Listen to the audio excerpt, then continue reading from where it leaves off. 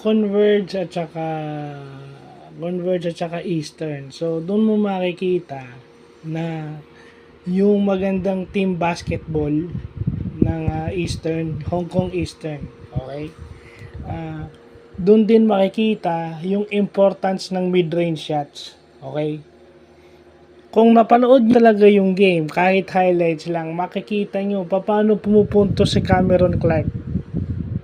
Dahil alam niya ang depensa laging nasa kanya, hindi niya pinupwersa, hindi niya rin pinupwersa yung sarili niya pag malayo. So ibig sabihin, ano yung tinitira ni Cameron Clark?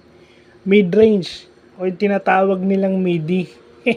sa mga Pilipinong mahilig sa basketball na makitid ang utak, hindi nyo papansinin yan because nakikita nyo sa NBA 3-point shots at ngayon sa PBA 4-point shots.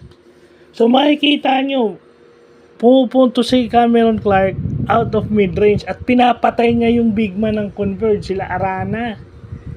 Yung big man ng Converge, ini-scorean niya by mid-range.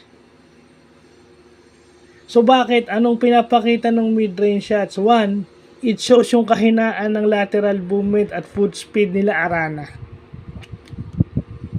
Yeah, they have the height, but they don't have the quickness.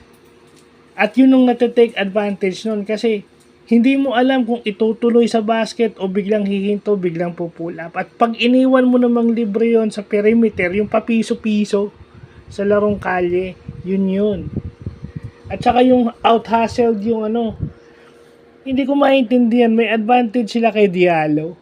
Wala namang panapat yung Eastern kay Diallo. Umiscore nga si Diallo ng 43 points ata o 45 points pero wala siyang tulong. Out-hustled sila.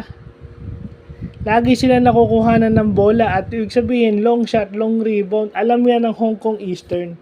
Kung may matututunan man tayo sa Hong Kong Eastern na team, pag tumitira tayo ng outside shots, dapat ready tayong mag-hustle in case magbintis yun. At minsan, magre-relocate parang Golden State Warriors, di ba? Si Hayden Blankley, pag nakuha ng kakampi niya yung rebound, nakatayo na, titira na siya. Kumbaga kasado na siya every time. So yun yung isang lecture na nakita natin. Although dumipensa na yung kumagat na yung Converge, yung depensa nila, pero kulang.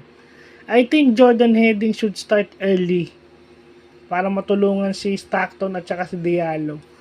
And I think dapat pinaud nila kay Diallo yung bola.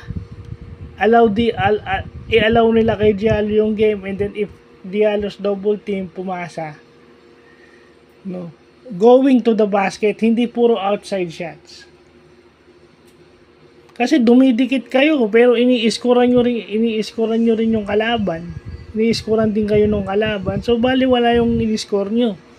Baliwala yung ini-score nyo kung pupuntos yung kalaban din nyo. So dapat magpakita kayo ng konting gana sa depensa kasi mahirap na nga umiscore dun eh. Diba? Walang problema sa offense nyo, but yung team defense ng Converge medyo mahirap. At saka out-hustled sila. So, yun lang po.